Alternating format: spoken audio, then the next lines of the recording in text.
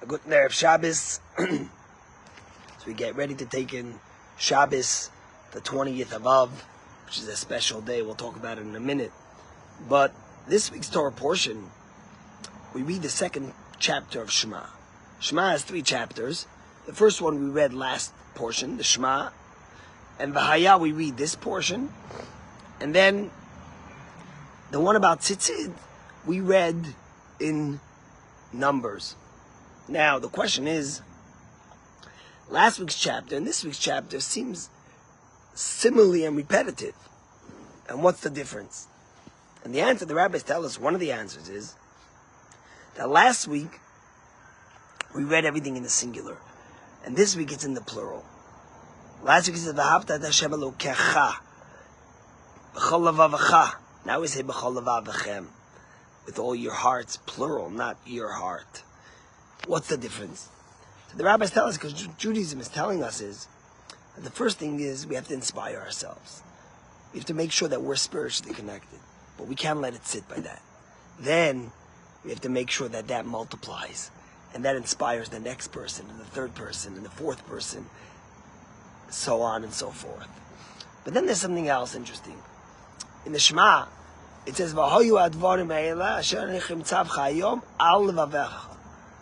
that the words that God tells us should be on our heart. Or this week, alavavchem in the plural. What does it mean it should be on your hearts? And Rashi says, what words are we talking about? And he says the words we're talking about are the words that are actually mentioned in the Shema. The words of the mitzvah of tefillin and the mitzvah of mezuzah. But why does it say on your hearts? Shouldn't it say in your hearts? What does it mean to place something on your hearts? And the Kotzker Rebbe says something very, very powerful.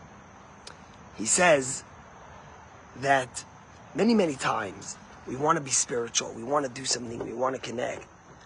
But we say, I'm not feeling it now. I'm not spiritual. I'm not in the mood. I don't want to fake it. Why should I do it? Forget it. I'll wait till I'm in the mood. It says the Kotzker Rebbe that the pasuk is telling us, the verse is telling us, you should place it on your heart. Don't wait till your heart is open, till your heart is inspired, till your heart is spiritual.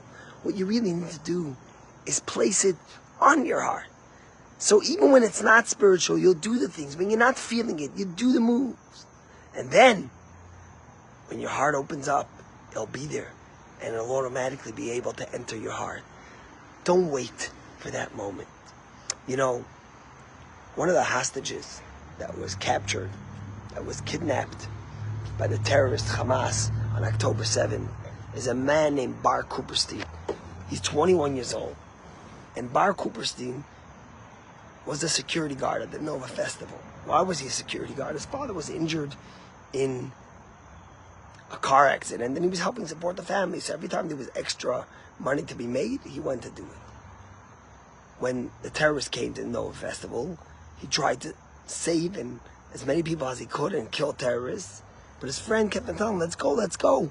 They're going to take us. And he said, no, I have to help whoever I could. And unfortunately, he was kidnapped by Hamas, and he's still in Gaza. Well, he wasn't a religious man, but he wrapped tefillin every day. And one day his mother's in his room, and she sees the tefillin sitting there, and she makes a post on Facebook or on social media, and she says, would anyone volunteer to wrap the tefillin that is bars every day till he returns from captivity? And within 10 minutes, 15 people replied to her that don't put on tefillin, or that never put on tefillin, and said, I'll do it. And from there was created the idea of tefillin for hostages, which now has thousands of people who have committed to put on tefillin every day in honor and in merit of the release of all the hostages. It was so inspiring the other night to see Hirsch Poland's parents speak at the DNC, and to see his mother bend down crying and speaking about all she's doing to get her only child out of captivity. And we have to do all we could. But if you want to do something, you could wrap tefillin. You could put up a mezuzah. As Rashi says, What are those things God wants to be on our heart? It's the tefillin, it's the mezuzah. When we do these things in the merit of the hostages, we merit, God willing, to bring them home. This Shabbos is the 20th of Av, and it's the yahrzeit of the Lubavitcher Rebbe's father, the great Kabbalist, Rebbe Levi Yitzchak, who was the chief rabbi of Dnepropetrovsk. And when Stalin took over, and he commanded that all the rabbis follow his orders and become rabbis that listen to the government and disobey the Torah, he refused to do it. And he was fiercely proud and committed Jew.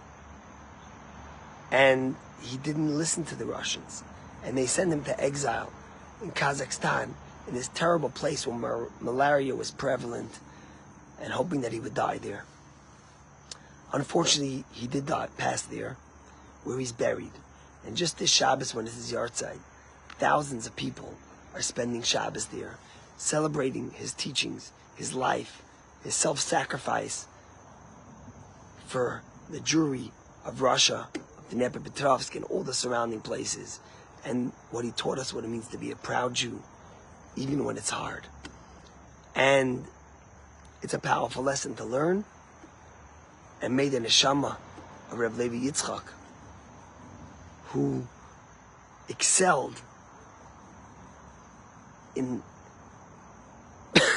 not just being Jewish, but living Jewish and teaching Jewish, and not just for himself, but for all those around him.